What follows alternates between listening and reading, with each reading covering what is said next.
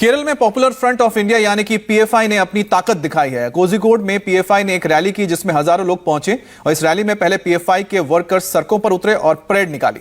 उसके बाद पीएफआई के दर्जनों नेता मंच पर गए और नफरती भाषण दिए। पीएफआई ने प्रधानमंत्री नरेंद्र मोदी के खिलाफ सियासी जहर खूब बरसाया। बीजेपी आरएसएस के खिलाफ भी विश्वमन किया।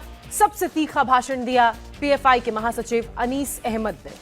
और अनीस अहमद ने कहा कि भारत में मुसलमानों को दबाया जा रहा है, उन्हें दोयम दर्जे का नागरिक बनाने की साजिश की जा रही है। मुस्लिमों ने बीजेपी से हाथ नहीं मिलाया, उनको टारगेट किया जा रहा है और इसके लिए अलग अलग सरकारों को लगाया गया है। उन्होंने सवाल उठाया कि मुस्लिमों पर बुलडोजर चलते हैं लेकिन हिंदुओं की प्रॉपर्टी पर बुलडोजर क्यों नहीं चलते। और इंडिया में आरएसएस के टारगेट के लिए प्राइम टारगेट उनके लिए कोई है तो मुस्लिम कम्युनिटी है। इंडिया के अंदर 20 करोड़ मुसलमान हैं।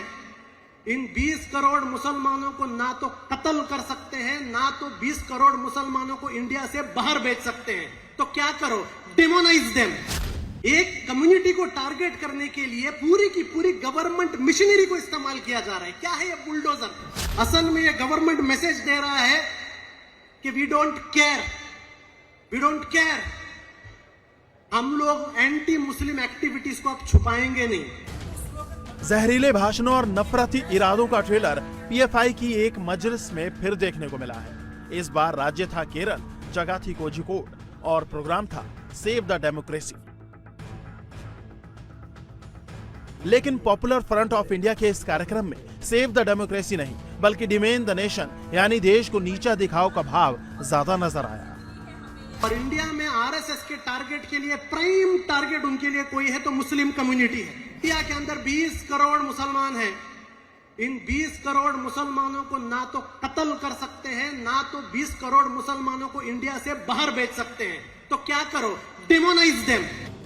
इस कार्यक्रम में पॉपुलर फ्रंट ऑफ इंडिया के दर्जनों नेताओं ने भाषण दिया, लेकिन सबसे ज्यादा भड़काऊ और आग उगलने वाला भाषण पीएफआई के महासचिव अनीस अहमद ने दिया। और आरएसएस का असल में एक इंफीरियोरिटी कॉम्प्लेक्स है। आरएसएस में असल एक इंफीरियोरिटी कॉम्प्लेक्स है।